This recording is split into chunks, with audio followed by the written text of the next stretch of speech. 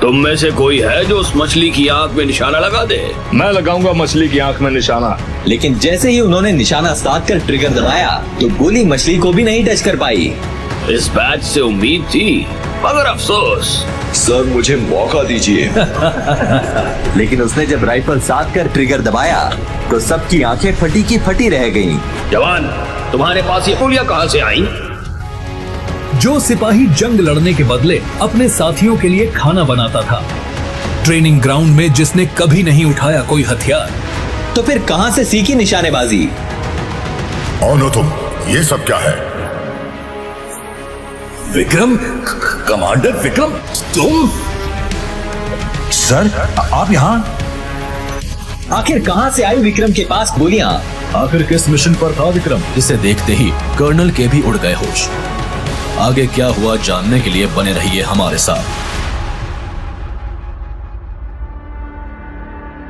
जीते जी जो डरा नहीं करते, बाद मरने के भी मरा नहीं करते। हाथ ऊपर करो नहीं तो गोली मार दूंगा। विक्रम कुछ दिन बाद एक मेजर को खून में सने चाकू के साथ 10 सिर कटी लाशों के पास मिलता है। उसके ऊपर गन ताने मेजर उससे पूछता है, कौन हो तुम?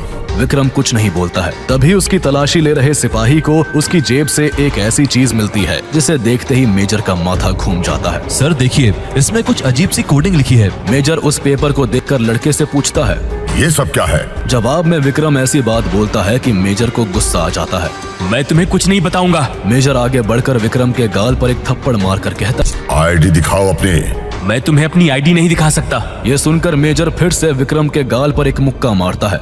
लड़के के मुंह से खून निकलने लगता है। मेजर फिर से पूछता है, आईडी दिखाओ वरना इसी तरह मार मार कर तुम्हारा मुंह तोड़ दूंगा। विक्रम फिर से वही जवाब देता है तो मेजर बहुत ही गुस्से में अपने सिपाहियों से कहता है, इन लाशों के साथ ले जाओ इसे। ये कौन है? जब वो मेजर उस विक्रम को लेकर अपने हेडक्वार्टर पर पहुंचता है, अपने सीनियर कर्नल को वो कोडिंग दिखाकर कहता है, सर ये लड़का इन लाशों के पास रंगे हाथों पकड़ा गया है। और जैसे ही कर्नल उस कोडिंग को देखता है तो फौरन ही अपनी चेयर से खड़े होकर विक्रम से कहता है, सर आप यहाँ? ये सुनकर सभी सिपाही हक्के बक्के रह जाते हैं। आखिर किस मिशन पर था विक्रम, जिसे देखते ही कर्नल के भी उड़ गए होश। और वो लोग कौन थे जिन्हें उसने मारा था? अगले दिन विक्रम एटीएम से पैसे लेने जाता है, तभी वहाँ से एक कॉल आता है, नीचे बैठो। विक्रम जैसे ही नीचे बैठता है, एक राइफल की गोली उसके सिर के ऊपर से जाती है।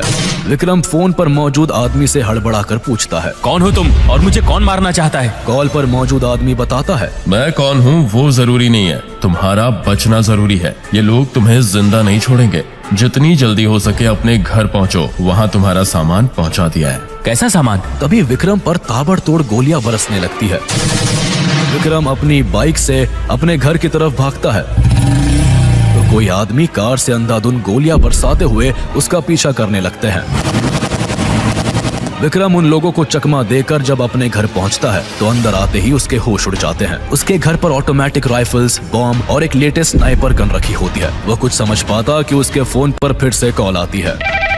कौन हो तुम और मुझे कौन मारना चाहता है? सब पता चल जाएगा, पहले तुम अपनी जान बचाओ। तुम्हारे राइट साइड में 5 आदमी तुम पर निशाना लगाए खड़े हैं। सामने मेन गेट पर 10 लोग हैं और लेफ्ट में एक खतरनाक शूटर मशीन गन से तुम पर निशाना लगाए बैठा है। विक्रम जैसे खिड़की से झांक कर देखता है तो उस पर ताबड़तोड़ गोलियों की बौछार होने लगती है। विक्रम स्नाइपर गन उठाता है और मिरर में देखकर एक एक कर सबको मार देता है। और जैसे ही वो राहत की सांस लेता है तभी उसके फोन पर कॉल आती है। लेकिन इस बार फोन पर जानी पहचानी आवाज सुनकर विक्रम के होश उड़ जाते हैं। वेल डन विक्रम चौहान, तुमने पहला टास्क पूरा करके जीत लिए हैं 10 करोड़, लेकिन मौत से टकराने वाले 10 टेस्ट अभी बाकी हैं। विक्रम को दरअसल एक मिशन के लिए तैयार किया जा रहा था। उस मिशन पर जाने से पहले उसका टेस्ट था। जब टेस्ट इतना खतरनाक था तो मिशन कितना खतरनाक होगा। ये टेबल क्या तेरा बाप साफ करेगा? इस लड़के को इसका मालिक रोज मारता था। ये लड़का बेचारा होटल के काम के साथ घर का झाड़ू पोंछा भी करता, बाथरूम भी साफ करता, बेडशीट भी धोता, शाम को अपने मालिक की टांग भी दबाता, स्टाफ के लिए चाय भी बनाता। इससे जिस काम को कहा जाता चुपचाप कर देता, कभी किसी को शिकायत का मौका नहीं देता। लेकिन जिस दिन वो खास मेहमान आया उस दिन हुआ कुछ ऐसा जिसकी किसी ने कल्पना भी नहीं की थी। सुनो, सारा होटल खाली कराओ, सारे कैमरे ऑफ कर दो, इस नए लड़के को छोड़कर सारे स्टाफ की छुट्टी कर दो, क्योंकि गुलाम भाई आ रहे हैं। गुलाम हैदर कोई मामूली आदमी नहीं था। बड़ी बड़ी आतंकी घटनाओं में उसका हाथ था। उसे इंडिया की ही नहीं, अमेरिका सहित दुनिया के 50 मुल्कों की खुफिया एजेंसी खोज रही थी। लंबा तगड़ा दाढ़ी वाला गुलाम 10 गार्डों के साथ अंदर आया। खिदमत बताए भाई, चाय या कॉफी? फिलहाल तो एक कॉफी पियेंगे। होटल का मालिक कॉफी के लिए बोलकर गुलाम के साथ बातों में मशगूल हो गया। बहुत होशियार रहना होगा, क्योंकि एक undercover officer Vikram Chauhan हमारे पीछे है। आप चिंता मत कीजिए, बस एक गरीब मिस्किन बेवकूफ से लड़के को छोड़कर सारे स्टाफ को छुट्टी पर भेज दिया है। उसी समय एक ट्रे में कॉफी लेकर वो लड़का जैसे ही अंदर आया तो उसे देख गुलाम के जिस्म में जैसे काटो तो खून नहीं रहा।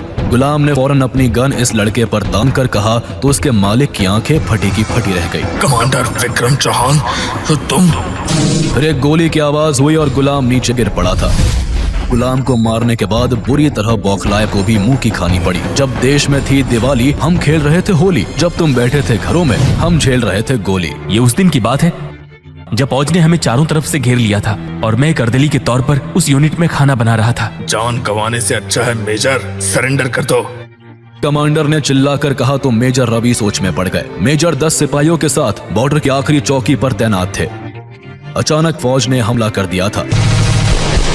सारे सिपाही दुश्मन का डटकर मुकाबला कर रहे थे, लेकिन जब दुश्मन उनके काफी नजदीक आ गया और गोलियां भी खत्म होने लगी तो मेजर रवि ने अपने जख्मी और थके हुए सिपाहियों से कहा, फौज को रोकने के लिए हम में से किसी एक को नीचे जाकर उनके रास्ते पर बम लगाने होंगे। सारे सिपाहियों ने एक दूसरे की तरफ देखा, क्योंकि आर्मी चौकी के इतने नजदीक आ चुकी थी कि नीचे जाने का मतलब शहीद होना था। इससे पहले मेजर रवि अपने किसी जाबाज सिपाही को नीचे जाने का ऑर्डर देते कि मेरी आवाज ने सबको चौंका दिया। सर, मैं जाऊंगा बम लगाने। मुझे रसोई में खाना बनाते देख मेजर रवि ने थोड़ा सख्त होकर कहा, ये मजाक का समय नहीं है, नीचे जाने का मतलब समझते हो? मैंने गर्व से कहा, हाँ सर, मौत, और एक फौजी के लिए इससे बड़ा तोहफा कुछ नहीं होता। इसके बाद मेजर रवि के पास कुछ कहने के लिए शब्द नहीं थे। उन्होंने मुझे जाने की इजाजत दे दी।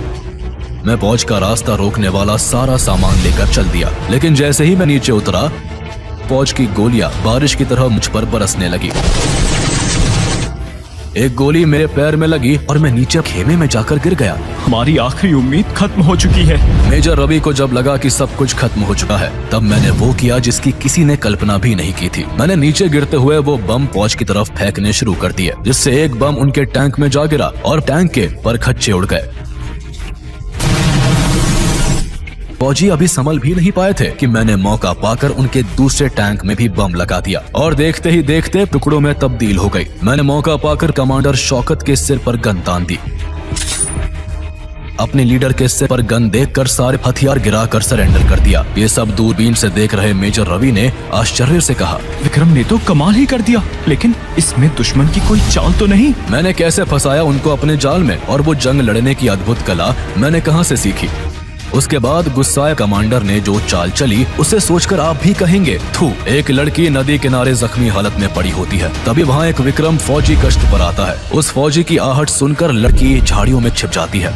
फौजी विक्रम समझकर उस पर गोली चला देता है। गोली लड़की के पैर में लगती है, तभी झाड़ियों के पीछे से आवाज आती है। ये सुनकर कमांडर विक्रम सोच में पड़ जाता है। विक्रम अपने सर से चादर खोलकर झाड़ियों के पीछे फेंकता है। तुम जो भी हो, इसे पहनकर फौरन बाहर निकलो। वह लड़की जब उस काली चादर को अपने बदन पर लपेटकर बाहर निकलती है तो मानो जैसे काली बदली से कोई चांद निकल आया हो, लेकिन 2 कदम रखते ही वो लड़की बेहोश हो जाती है। कमांडर विक्रम उस लड़की को उठाकर अस्पताल में एडमिट करके अपने 2 सिपाही छोड़कर जाता है। इस लड़की के होश में आते ही मुझे बताना। विक्रम ऑफिस जाकर उस लड़की के बारे में इंटेलिजेंस से रिपोर्ट लेता है और उसे जो पता चलता है उसे सुनकर उसके होश उड़ जाते हैं। वो लड़की ISI की एजेंट निकलती है। विक्रम अस्पताल में जाकर देखता है तो वो दोनों सिपाही मर चुके होते हैं और सामने खड़ी होती है जरी।